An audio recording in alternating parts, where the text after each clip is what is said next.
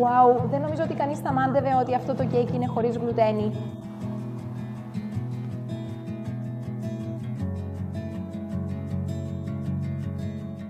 Λοιπόν, πριν ξεκινήσουμε να φτιάχνουμε αυτό το κέικ, τι είναι η πολέντα? Η πολέντα, λοιπόν, είναι ουσιαστικά απλώς αλεσμένο καλαμποκάλευρο. Σκέψου αποξηραμένο καλαμπόκι αλεσμένο σε αλεύρι, το οποίο στη συνέχεια μαγειρεύεται αργά με νερό ή ζωμό για να δημιουργήσει μια απαλή υφή, παρόμοια με πουρέ πατάτας, αλλά με τη γλυκιά γεύση του καλαμποκιού. Έτσι, το καλαμπόκι έφτασε στην Ευρώπη από την Αμερική τον 16ο αιώνα και μέχρι τον 17ο αιώνα οι Ιταλοί το χρησιμοποιούσαν, όπως γνωρίζουμε σήμερα, την πολέντα, κυρίως για αλμυρά πιάτα. Ωστόσο, τα τελευταία 200 χρόνια περίπου άρχισαν να το χρησιμοποιούν και σε πιο γλυκές παρασκευές, όπως αυτό το κέικ πολέντας.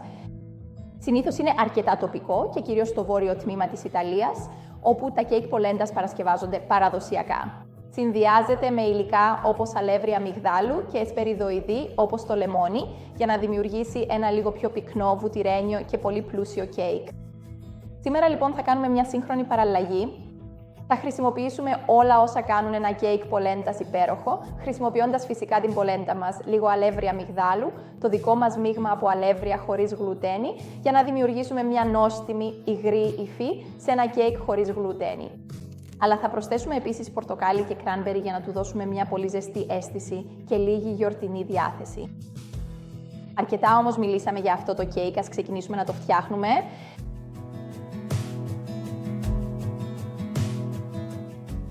Λοιπόν, το πρώτο βήμα για το κέικ πολέντας με κράνμπερι και πορτοκάλι είναι να αρχίσουμε να μουλιάζουμε τα κράνμπερι μας.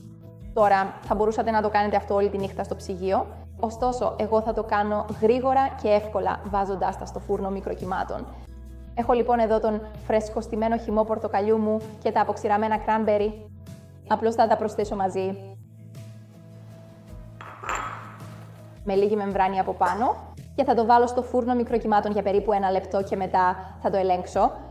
Και μετά απλώς θέλουμε να βεβαιωθούμε ότι είναι ωραία και ζεστά, ώστε τα κράνμπερι να ενυδατωθούν. Και αν δεν έχετε φούρνο μικροκυμάτων, μπορείτε να το κάνετε και στην εστία σε χαμηλή φωτιά με το καπάκι, απλώς για να ενυδατωθούν καλά. Στο φούρνο μικροκυμάτων, μόλις έβγαλα τα κράνμπερι και τον χυμό πορτοκαλιού από το φούρνο μικροκυμάτων, είναι πολύ ζεστό. Θα το αφήσω στην άκρη όσο ετοιμάζουμε μερικά από τα άλλα υλικά μας για να αρχίσουν να κρυώνουν. Σήμερα θα χρησιμοποιήσουμε ένα υποκατάστατο αυγού που λέγεται Panaseg και ο λόγος που μου αρέσει να χρησιμοποιώ το Panaseg είναι ότι θα σας δώσει μια απίστευτη υφή για τα χωρίς γλουτένι κέικ σας. Έτσι, πολλές από τις δεσμευτικές ιδιότητες στα παραδοσιακά κέικ χωρίς γλουτένι προέρχονται συνήθως από τα αυγά. Αλλά επειδή θέλουμε να το κάνουμε εντελώς χωρίς αυγά, πρέπει να χρησιμοποιήσουμε ένα ισχυρό υποκατάστατο αυγού. Αυτό θα κάνει πραγματικά πολλές από τις δουλειές ενός παραδοσιακού αυγού. Έτσι, σε αυτή τη συνταγή το χρησιμοποιούμε κυρίως για τις δεσμευτικές και δομικές του ιδιότητες. Αλλά θα βοηθήσει επίσης να κλειδώσει πραγματικά πολύ υγρασία στα χωρίς γλουτένι κέικ μας. Κάτι που σίγουρα θέλουμε, γιατί κανείς δεν θέλει ένα στεγνό χωρίς γλουτένι κέικ. Έχω λοιπόν εδώ μετρήσει το νερό μου και το Panaseg. Απλώς θα το ρίξω μέσα στο νερό.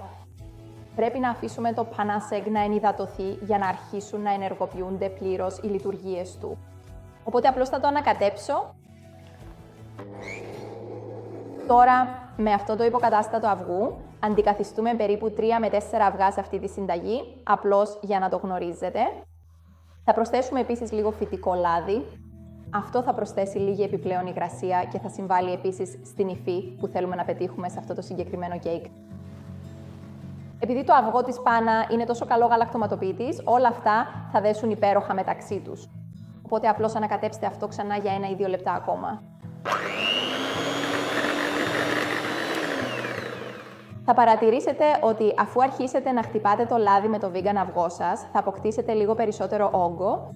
Έτσι ενσωματώνουμε και λίγο περισσότερο αέρα εκεί μέσα, κάτι που επίσης θα συμβάλλει στην υφή του κέικ που θέλουμε να πετύχουμε. Αφήστε το λοιπόν αυτό στην άκρη για λίγο. Θα προχωρήσουμε τώρα στο να χτυπήσουμε το βούτυρο με τη ζάχαρη. Λοιπόν, πρώτα θέλω να αρωματίσω τη ζάχαρη με το ξύσμα πορτοκαλιού. Κάνοντας αυτό, επιτρέπει να απελευθερωθούν όλα αυτά τα πτυτικά έλαια και παίρνετε μια υπέροχη γεύση από αυτό. Το ξύσμα πορτοκαλιού Θέλετε λοιπόν να τρίψετε το ξύσμα πορτοκαλιού ανάμεσα στα δάχτυλά σας και τη ζάχαρη για να απελευθερωθούν τα έλαια και θα αρχίσετε να το μυρίζετε. Μυρίζει απολύτως υπέροχα. Καθαρά χέρια φυσικά. Τώρα θέλετε να χρησιμοποιήσετε κάποια φυτική μαργαρίνη ή βούτυρο και απλώς να βεβαιωθείτε ότι είναι ποικιλία με υψηλά λιπαρά και σφιχτή υφή. Τώρα το είχα βγάλει από το ψυγείο πριν από λίγη ώρα, ωστόσο δεν έχει μαλακώσει αρκετά ακόμα. Οπότε θα το μαλακώσω στο φούρνο μικροκυμάτων σε διαστήματα των 5 δευτερολέπτων μέχρι να γίνει ωραίο και μαλακό, αλλά όχι να λιώσει. Τώρα που η μαργαρίνη μας είναι ωραία και μαλακή, μπορούμε να την προσθέσουμε στη ζάχαρη και το ξύσμα πορτοκαλιού. Και επειδή σήμερα δεν χρησιμοποιώ παραδοσιακό βούτυρο, διαπιστώνω συχνά ότι οι φυτικές μαργαρίνες συχνά δεν έχουν εκείνο το βάθος γεύσης που έχει το βούτυρο, οπότε μου αρέσει να προσθέτω και λίγη αρωματική ουσία βουτύρου. Και αυτό είναι ένα μικρό κόλπο. Οπότε, αν θέλετε να μάθετε πού μπορείτε να το βρείτε, μπορείτε πάντα να μου στείλετε ένα μήνυμα και θα σας ενημερώσω ανάλογα με το πού βρίσκεστε. Πού μπορείτε να αγοράσετε το άρωμα βουτύρου. Εκτός από το άρωμα βουτύρου, χρησιμοποιώ επίσης λίγη πάστα βανίλιας ή εκχύλισμα βανίλιας. Τώρα θα αρχίσουμε να το χτυπάμε σε μεσαία ταχύτητα για λίγα λεπτά μέχρι να γίνει αφράτο. Τώρα να περάσουμε στα στεγνά υλικά μας. Επειδή σήμερα φτιάχνουμε μια επαγγελματική χωρίς γλουτένη τούρτα, δεν μου αρέσει να βασίζομαι σε έτοιμα εμπορικά μείγματα αλεύρων, γιατί τείνουν να αλλάζουν συχνά. Και επειδή θα φτιάξουμε το δικό μας μείγμα αλευριού, σήμερα μπορούμε πραγματικά να ελέγξουμε τι θέλουμε να πετύχουμε με αυτό το μείγμα. Έτσι, με κάθε είδους μείγμα αλευριού χωρίς γλουτένη, θέλετε πάντα να έχετε μια πηγή πρωτεϊνούχου αλευριού. Έτσι, σε αυτή την περίπτωση χρησιμοποιούμε την πολέντα, η οποία έχει αρκετή πρωτεΐνη. Χρειαζόμαστε επίσης ένα άμυλο και σε αυτή την περίπτωση χρησιμοποιούμε λίγο αλεύρι πατάτας, το οποίο περιέχει καλό άμυλο.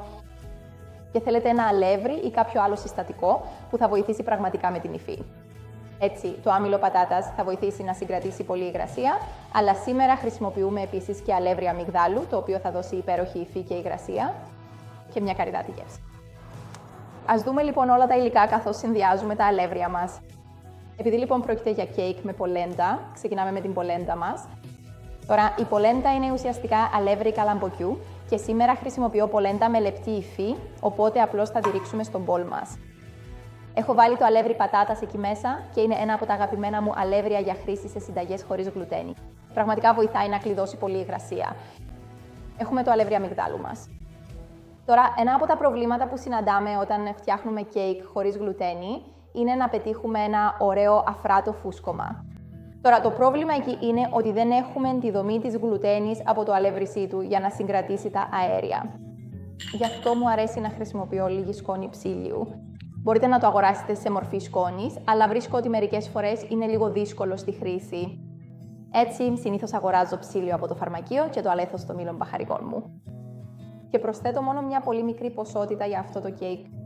Δεν βασιζόμαστε τόσο πολύ σε αυτό για αυτό το συγκεκριμένο κέικ, αλλά διαπιστώνω ότι βοηθά να συγκρατεί τα αέρια και να βελτιώνει την υφή του. Γι' αυτό προσθέτω και μια μικρή ποσότητα στο μείγμα αλευριού μας σήμερα. Ουσιαστικά αυτό είναι το μείγμα αλευριού μας για αυτό το κέικ, αυτά τα υλικά, αλλά φυσικά πρέπει να προσθέσουμε και κάποιο διογκωτικό μέσο. Έτσι, χρησιμοποιούμε λίγη baking powder, οπότε θα το προσθέσω τώρα. Και γενικά, για κέικ χωρίς γλουτένη, τείνουμε να χρησιμοποιούμε λίγο παραπάνω baking powder, παραδοσιακά περίπου 25% περισσότερο σε σχέση με μια παραδοσιακή συνταγή. Αυτό είναι ένα καλό tip να το γνωρίζετε. Έχουμε και μια μικρή ποσότητα αλατιού για να ισορροπήσουμε τη γεύση μας. Και επειδή φτιάχνουμε ένα αρκετά γιορτινό κέικ σήμερα, χρησιμοποιούμε λίγο κάρδαμο για να προσθέσουμε ωραία ζεστά μπαχαρικά. Οπότε απλώς θα τα ανακατέψω με το σύρμα, όλα μαζί. Απλώς θέλουμε να βεβαιωθούμε ότι δεν υπάρχουν σβόλοι. Αν διαπιστώσετε ότι υπάρχουν αρκετοί σβόλοι, μπορείτε επίσης να κοσκινήσετε το αλεύρι σας. Οπότε απλώς θα προσθέσουμε το μείγμα των στερεών υλικών στη μαργαρίνη που έχουμε χτυπήσει με το vegan αυγό και θα τα ανακατέψουμε όλα μαζί. Ενώ τα cranberries μας ακόμα κρυώνουν, μπορούμε να ξεκινήσουμε να στρώνουμε τη φόρμα για το κέικ. Φόρμα. Χρησιμοποιώ μια φόρμα για κέικ 20 εκατοστών με αποσπόμενο πάτο. Απλώς το κάνει πιο εύκολο. Και θα στρώσω τον πάτο με λίγο χαρτί χτυπήματος. Τώρα ένα μικρό κόλπο, όπως μπορείτε να δείτε στη βάση αυτών των ταψιών, με αποσπόμενο πάτο έχουν ένα μικρό χείλος, οπότε όταν τα συνδέετε εφαρμόζουν έτσι. Ωστόσο, διαπιστώνω ότι όταν φτιάχνετε κέικ βάζοντάς το με αυτόν τον συγκεκριμένο τρόπο, δημιουργείται ένα είδος βουναλάκι στον πάτο του κέικ. Έτσι, προσωπικά μου αρέσει να το γυρίζω ανάποδα, ώστε να έχουμε αυτή την ωραία επίπεδη επιφάνεια. Είναι λίγο πιο δύσκολο να το βάλετε στο μπολ, αλλά σας δίνει πολύ καλύτερο αποτέλεσμα στο κέικ σας. Λοιπόν, και μετά θα το τοποθετήσουμε από πάνω. Και βρίσκω ότι πρέπει να το σύρετε λίγο στην άκρη του πάγκου σας, απλώς για να το σπρώξετε λίγο προς τα πάνω. Και μετά απλώς να το κάνετε κλικ για να το ασφαλίσετε στη θέση του.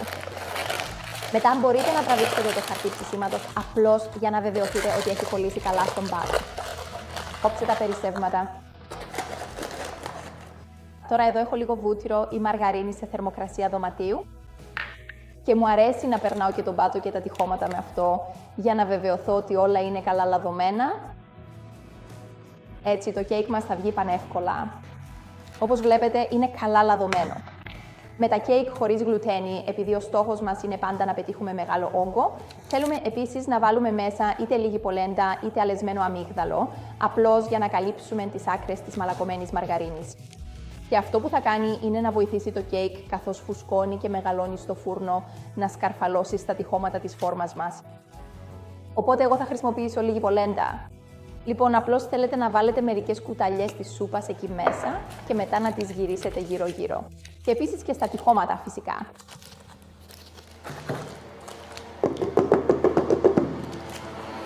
Και μετά μπορείτε να το βάλετε στο ψυγείο για να σφίξει η μαργαρίνη μέχρι να είστε έτοιμοι να ψήσετε το κέικ σας. Οπότε θα το βάλω τώρα στο ψυγείο. Μόλις έβγαλα τα cranberries από την κατάψυξη που μούλιαζαν σε αυτόν τον χυμό πορτοκαλιού. Τώρα ξέρω ότι δεν είναι πια ζεστά. Ουσιαστικά, δεν θέλετε να τα προσθέσετε σε θερμοκρασία μεγαλύτερη από περίπου 30 βαθμούς Κελσίου, γιατί υπάρχει ο κίνδυνος να λιώσει όλη η μαργαρίνη που χτυπήσατε. Οπότε αυτό είναι τέλειο. Θα το προσθέσω τώρα και θα τα ανακατέψουμε όλα μαζί. Τώρα, μόλις αυτό έχει αναμειχθεί καλά, κάτι που πρέπει να σημειώσετε με τα κέικ χωρίς γλουτένι είναι ότι γενικά τα είδη αλευριών που χρησιμοποιούμε συνήθως χρειάζονται πολύ περισσότερο χρόνο για να ενυδατωθούν, δηλαδή να απορροφήσουν όλη αυτή την υγρασία μέχρι το κέντρο κάθε μικρού κόκκου αλευριού. Γι' αυτό λοιπόν συνήθως χρειάζεται να αφήνουμε το αλεύρι να ενυδατωθεί για περισσότερο χρόνο. Γι' αυτό σας προτείνω ανεπιφύλακτα να το καλύψετε και να το βάλετε στο ψυγείο για τουλάχιστον 2 ώρες. Αυτό θα επιτρέψει σε όλα τα αλεύρια και τα άμυλα να ενυδατωθούν πλήρως και θα έχετε πολύ καλύτερη υφή στο κέικ χωρίς γλουτένι. Αν λοιπόν έχετε φτιάξει ποτέ κέικ χωρίς γλουτένι και έχει γίνει είναι πολύ τραχή στην υφή, ή αν μπορείτε να νιώσετε την υφή των αλευριών που χρησιμοποιείτε, πιθανότατα δεν είχαν ενυδατωθεί αρκετά. Λοιπόν, θα βάλω μεμβράνη σε αυτό τώρα και θα το βάλω στο ψυγείο για μερικές ώρες, ώστε όλα να εμποτιστούν και να ενυδατωθούν. Θα λέμε σε λίγο.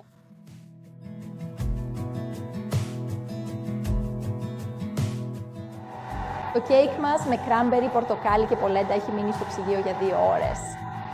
Και έχουμε ήδη ετοιμάσει και στρώσει τη φόρμα μας. Οπότε θα βάλουμε αυτό το μείγμα στη φόρμα. Πάντα μου αρέσει να του δίνω ένα τελευταίο μικρό ανακάτεμα. Πριν το κάνουμε αυτό, απλώς ισιώνω το μείγμα μας μέσα στη φόρμα. Βεβαιωθείτε ότι το έχουμε απλώσει μέχρι τις γωνίες. Δώστε του ένα μικρό χτύπημα και θα το βάλουμε στον προθερμασμένο φούρνο μας. Τον έχω προθερμάνει στους 145 βαθμούς Κελσίου με αέρα, ή αν έχετε συμβατικό φούρνο χωρίς αέρα, στους 160 βαθμούς Κελσίου. Ωραία, λοιπόν θα το βάλω να ψήνεται τώρα.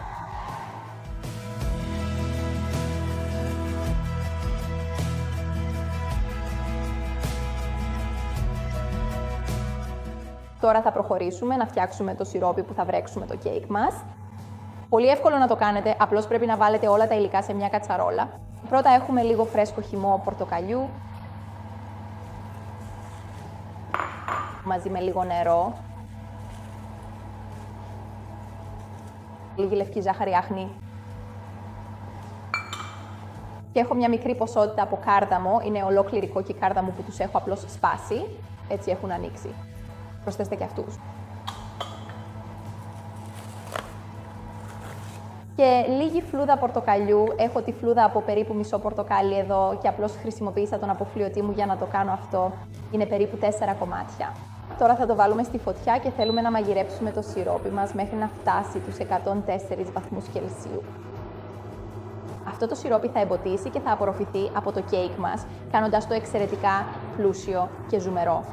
Και επίσης θα το διατηρήσει φρέσκο για πολύ καιρό. Δεν υπάρχει τίποτα χειρότερο από ένα ξερό κέικ και τα κέικ χωρίς γλουτένι τείνουν να είναι πιο στεγνά. Και το να μουλιάσουμε αυτό το κέικ στο σιρόπι το κάνει πραγματικά πολύ πολυτελές και εκλεπτισμένο. Εντάξει, φτάσαμε στους 104 βαθμούς Κελσίου. Τώρα, αυτό είναι προαιρετικό, αλλά αν θέλετε να ενισχύσετε το σιρόπι σας με λίγο κοντρό ή γκραν μαρνιέ, μπορείτε. Και χρησιμοποιούμε περίπου μια κουταλιά της σούπας, οπότε θα το προσθέσω ακριβώς στο τέλος. Και θα βάλω το καπάκι, έτσι ακριβώς. Αυτό το κρατάει ωραίο και ζεστό όσο το κέικ μας ψήνεται ακόμα και μπορούμε να επιστρέψουμε σε αυτό αργότερα για να μουλιάσουμε το κέικ μας. Έχω αφήσει το κέικ μου να κρυώσει, τώρα έχει πέσει στους 70 βαθμούς Κελσίου, που είναι η θερμοκρασία που θέλουμε να έχει το κέικ μας. Πριν βάλουμε το σιρόπι από πάνω και το σιρόπι μας θέλουμε να είναι περίπου στην ίδια θερμοκρασία με το κέικ. Αν έχει κρυώσει λίγο παραπάνω, μπορείτε απλώς να το ζεστάνετε ξανά για 1 δευτερόλεπτο. Τώρα θα σουρώσω τα μπαχαρικά και το ξύσμα πορτοκαλιού και θα κρατήσω το ξύσμα πορτοκαλιού. Τώρα έχει γίνει γλασέ και είναι τέλειο για γαρνιτούρα όταν τελειώσετε. Τώρα, επειδή δεν θέλω το σιρόπι να πάει παντού, είναι καλή ιδέα να τυλίξετε τη βάση με λίγη μεμβράνη. Και παίρνοντας ένα καλαμάκι, ή στη δική μου περίπτωση χρησιμοποιώ απλώς τη βάση του θερμομέτρου μου, θα κάνουμε μερικές τρύπες σε όλο το κέικ, ώστε το σιρόπι μας να απορροφηθεί καλά. Και θα λείψουμε το σιρόπι από πάνω, ώστε να έχουμε μια ωραία ομοιόμορφη κατανομή του σιροπιού. Και το να έχουμε το κέικ και το σιρόπι στην ίδια θερμοκρασία επιτρέπει πραγματικά το μέγιστο αποτέλεσμα, έτσι ώστε το σιρόπι να απορροφηθεί όσο το δυνατόν περισσότερο στη ψύχα. Αν το σιρόπι σας αρχίσει να λιμνάζει, απλώς περιμένετε λίγα λεπτά να το απορροφήσει και μετά συνεχίστε. Τώρα έχουμε προσθέσει όλο το σιρόπι μας. Μου αρέσει να βάζω το ξύσμα πορτοκαλιού από πάνω. Θα επιστρέψουμε σε αυτό αργότερα, αλλά το βάζω απλώς για να είναι εκεί. Θα το καλύψω αυτό με λίγο λάδι. Θα κάνω μερικές τρύπες στην επιφάνεια γιατί δεν θέλω να μπει καθόλου υγρασία μέσα και να πέσει πάνω στο κέικ ώστε να μπορεί να διαφύγει. Αλλά έτσι κι αλλιώς θα κρατήσει τα πάντα ωραία και υγρά. Λοιπόν, τώρα θα το αφήσω έξω να κρυώσει εντελώς πριν το βάλω στο ψυγείο. Τώρα θα το βάλω στη σκάρα για να κρυώσει.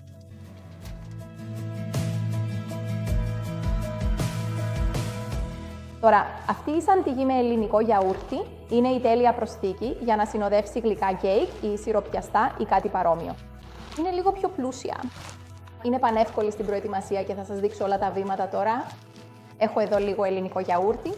Φυσικά, μπορείτε να χρησιμοποιήσετε και μια εναλλακτική χωρίς γαλακτοκομικά και θα βάλω και σχετικό σύνδεσμο στον πίνακα του μαθήματός σας, σε αυτή τη συνταγή. Πώς μπορείτε να φτιάξετε το δικό σας σπιτικό γιαούρτι και να το μετατρέψετε σε παχύ, στραγγιστό ελληνικό γιαούρτι επίσης. Εντελώς φυτικό και vegan. Λοιπόν, στο ελληνικό μου γιαούρτι, το μόνο που θα προσθέσω είναι ότι έχω εδώ λίγο σιρόπι γλυκόζης ή σιρόπι invert. Και ο λόγος που το προσθέτουμε στο γιαούρτι μας είναι ότι θα βοηθήσει να σταθεροποιηθεί η κρέμα μας και να δημιουργήσει μια πολύ ωραία αλεία υφή. Έχω επίσης μια πολύ μικρή ποσότητα αλατιού για να ισορροπήσω τις γεύσεις μας. Λοιπόν, πρώτα θα ανακατέψουμε αυτά τα υλικά μαζί. Βρίσκω ότι ανακατεύοντας το σιρόπι γλυκόζης με το γιαούρτι, βοηθάει απλώς να κατανεμηθεί πολύ πιο εύκολα. Οπότε θα το αφήσω αυτό στην άκρη. Τώρα προχωράω στην κρέμα γάλακτος για χτύπημα. Στην κρέμα γάλακτος για χτύπημα προσθέτω λίγη πάστα βανίλιας ή εκχύλισμα βανίλιας. Αυτό είναι προαιρετικό, αλλά νομίζω ότι της δίνει μια πιο πολυτελή αίσθηση. Και έχω λίγη ζάχαρη άχνη που θα κοσκινήσω, απλώς για να βεβαιωθώ ότι δεν υπάρχουν σβόλοι. Τώρα θα το χτυπήσετε σε χαμηλή έως μέτρια ταχύτητα, μέχρι να φτάσει στο στάδιο της απαλής κορυφής.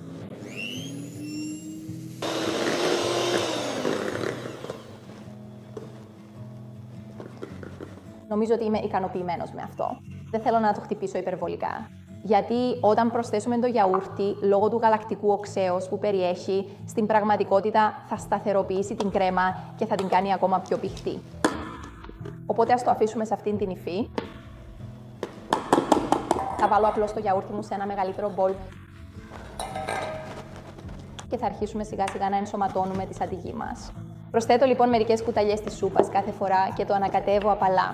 Δεν θέλουμε να χάσουμε καθόλου από τον όγκο της. Απλώς θέλουμε να το χαλαρώσουμε λίγο πριν το προσθέσουμε όλο στην κρέμα μας.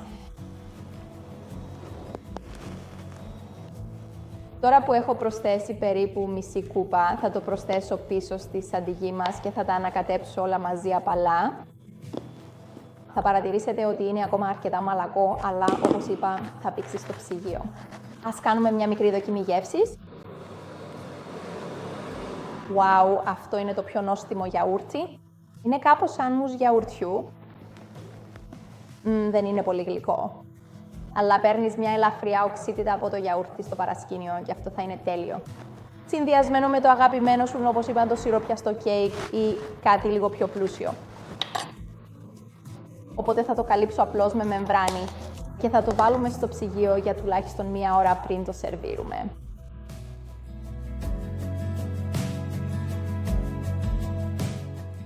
Έχω αφήσει το κέικ μου να ξεκουραστεί στο ψυγείο όλο το βράδυ για να δέσουν όλες οι γεύσεις και βλέπω ότι έχει απορροφήσει όλο το σιρόπι. Φαίνεται καταπληκτικό και μπορείς να περάσεις ένα μαχαίρι γύρω του. Ή εγώ απλώς χρησιμοποιώ τη σπάτουλα με γωνία γύρω από την άκρη για να βεβαιωθώ ότι θα ξεκολλήσει καλά. Με το γλασαρισμένο πορτοκάλι μου θα το κόψω σε πολύ λεπτές φέτες. Θα το χρησιμοποιήσω ως γαρνιτούρα πάνω στο κέικ.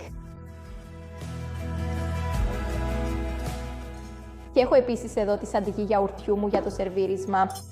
Τώρα αυτό είναι ένα πιο rustic cake, οπότε θα κάνουμε ένα πολύ παρηγορητικό στυλ σερβιρίσματος. Και ας βάλουμε λίγη από την κρέμα μας. Και λίγη ακόμα από το ξύσμα πορτοκαλιού μας. Εντάξει, ας το δοκιμάσουμε, φαίνεται τόσο ζουμερό. Θα δοκιμάσω πρώτα το κέικ μόνο του. Wow! Δεν νομίζω ότι κανείς θα μάντευε ότι αυτό το κέικ είναι χωρίς γλουτένι.